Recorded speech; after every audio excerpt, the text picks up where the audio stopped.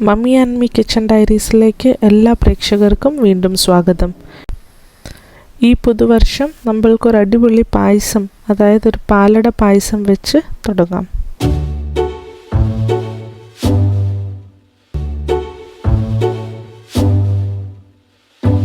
Hi viewers, happy new year. ഇന്ന് ഇവിടെ അടയൊക്കെ എടുത്ത് വെച്ചിട്ടുണ്ട് അമ്മ. ഇത് ബ്രൗൺ അടയാണ്, പാലടയാണെന്ന് തോന്നുന്നു. ഇന്ന് ഞാന് ന്യൂ ഇയർ ആയിട്ട് കുറച്ച് പാലട ഉണ്ടാക്കാന്ന് വിചാരിച്ചു. മധുരത്തിൽ നിന്ന് തുടങ്ങാം ഈ വർഷം 2025.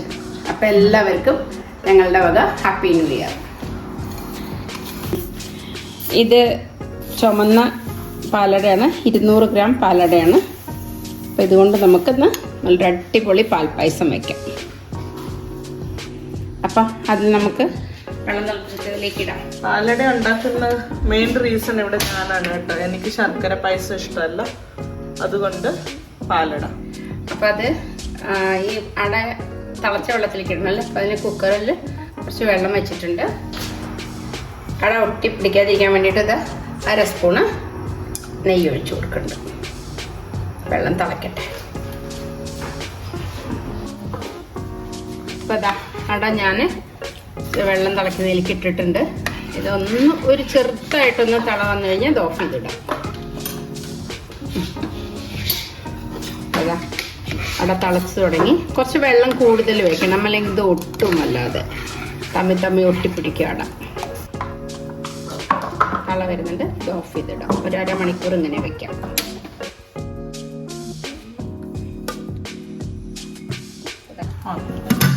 അപ്പോൾ നമ്മുടെ അട ഇതേ ഇത്രയും വെള്ളം വെച്ചുണ്ടോ, നെയ്യിട്ടതിന് ഒന്നും ഒട്ടിപ്പിടിക്കാതെ കിട്ടിയിട്ടുണ്ട്. ഇതിനെ നമുക്കിനി വാർത്തെടുക്കാം. അട വാർത്ത് അരിപ്പയിൽ വെച്ചിട്ടുണ്ട്. ഇനി അതിലേക്ക് നമുക്ക് പാല് തിളപ്പിക്കാൻ വയ്ക്കാം. അതിലേക്ക് ഞാൻ 2 ലിറ്റർ പാൽ ഒഴിക്കുന്നുണ്ട്.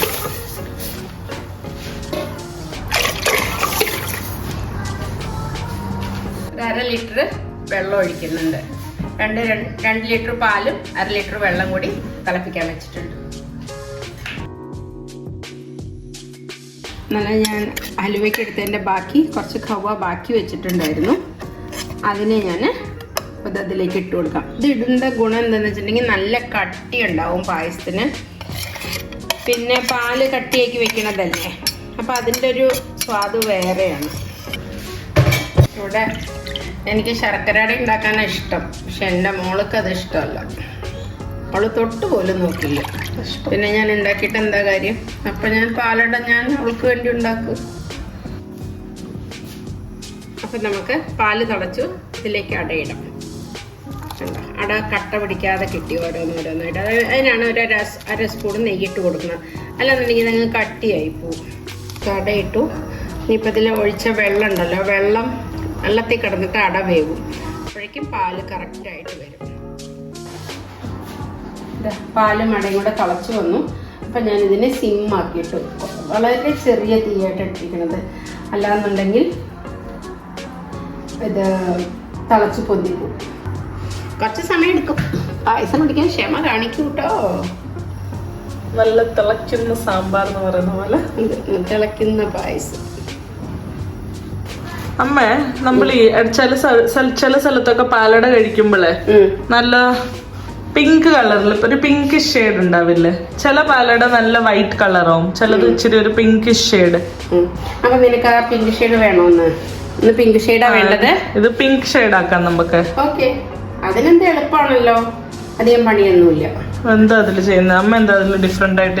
ഞാനിപ്പോ കാണിച്ചു തരാം പിങ്ക് ആക്കാൻ എന്താ ചെയ്യാന്ന്. സാധാരണ അത് പാലടയൊക്കെ ഇങ്ങനെ അടുപ്പത്ത് കിടന്ന് തിളച്ച് വറ്റി വരുമ്പോഴാണ് പിങ്ക് ആവുക. ഈ പാല് കുറുക്കി വെക്കുന്ന പോലെ തന്നെ. ഇപ്പൊ അതിനൊന്നും സമയമില്ല. അപ്പൊ നമുക്ക് എളുപ്പത്തിലൊരു പിങ്ക് പായസം ആക്കാം. നിൽക്കൂ. അപ്പൊ എന്നാ ശരി, ഞാൻ ഇതിലേക്ക് ഇടാൻ വേണ്ടിയിട്ട് ഇതിൽ 1 ഗ്ലാസ് പഞ്ചസാര എടുത്തിട്ടുള്ളൂ. ഒരു 150-200 ഗ്രാം ഉണ്ടാവും. അങ്ങനെ ഞങ്ങൾക്ക് അധികം മധുരം ഇഷ്ടമല്ല.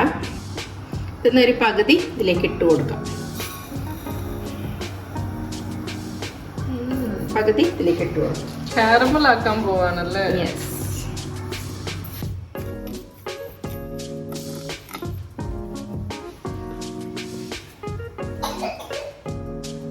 ചേർക്കാതെ തന്നെ അത് അലിഞ്ഞു തുടങ്ങിയല്ലേ. പഞ്ചസാര എല്ലാം അലിഞ്ഞു തുടങ്ങി.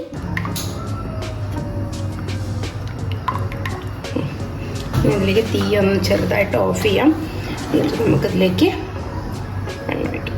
കുറച്ച് വെള്ളം ഒഴിക്കാം. ഗ്യാസ് ഓഫ് ചെയ്തിടണം. കൈ നീട്ടി വെച്ചിട്ട് വേണം ഒഴിക്കാൻ, അല്ലാന്നുണ്ടെങ്കിൽ കയ്യിലേക്ക് പടരും. ഇപ്പോൾ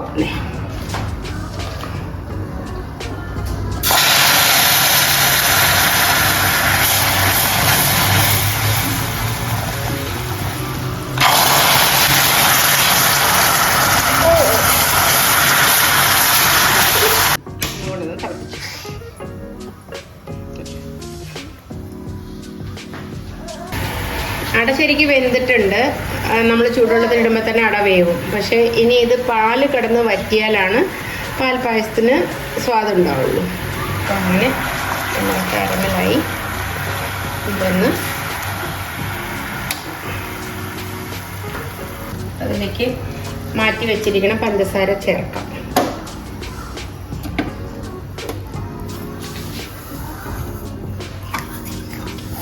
കാരമലും കൂടെ ഇതിലേക്ക് ഒഴിച്ചു കൊടുക്കും.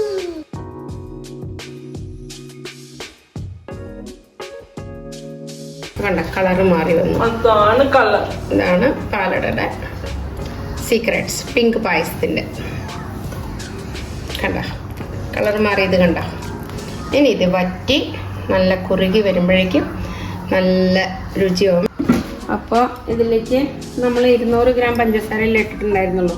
പക്ഷെ മധുരം തീരെ കുറവാണ്. അപ്പോൾ ഇത് ഞാൻ വീട്ടിലുണ്ടാക്കി വെച്ച മിൽക്ക് മെയ്ഡാണ്. വെറും പാലും പഞ്ചസാരയും ഒരു നുള്ളു സോഡയും കൂടി ഇട്ട്.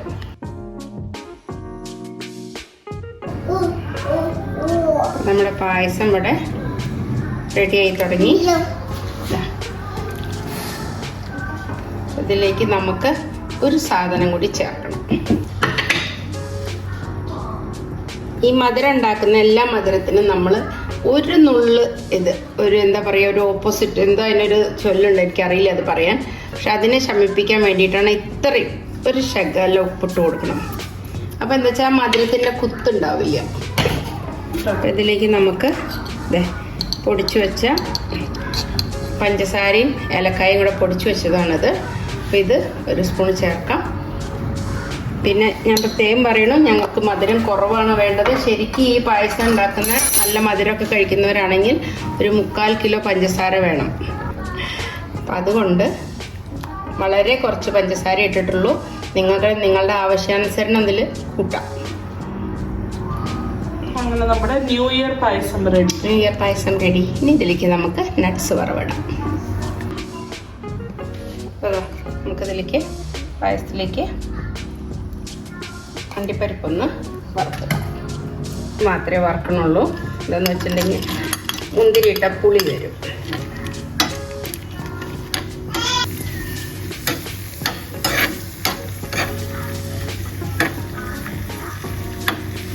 നല്ലോണം കളറ് മാറി അതിലേക്ക് കളറായി ഇതിലേക്ക് കോരിയിടാം.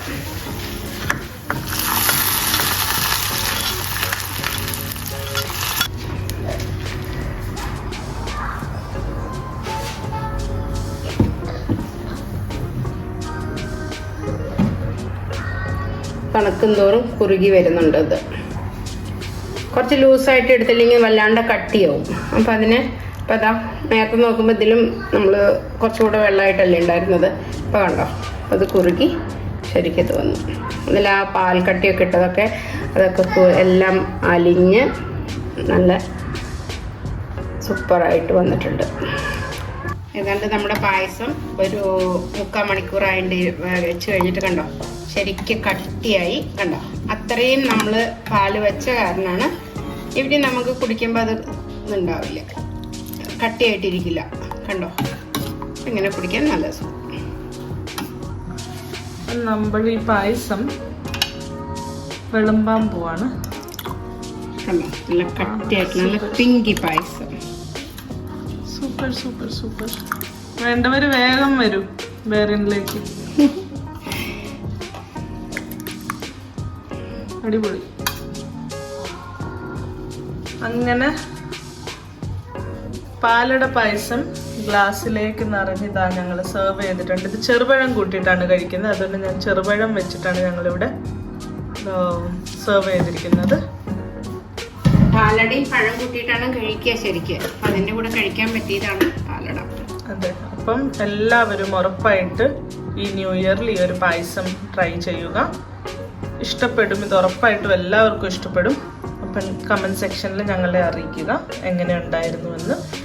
ലൈക്ക് ചെയ്യുക, ഷെയർ ചെയ്യുക, സബ്സ്ക്രൈബ് ചെയ്യുക. പിന്നെ ബെല്ലൈക്കൺ കൂടെ അമർത്തണേ, എന്നാലേ ഞങ്ങൾ ഇനി ഇടുന്ന വീഡിയോസൊക്കെ നിങ്ങൾക്ക് കാണാൻ പറ്റുള്ളൂ. അപ്പം അടുത്ത വീഡിയോ ആയി വരുന്നവരെ ബൈ ബൈ.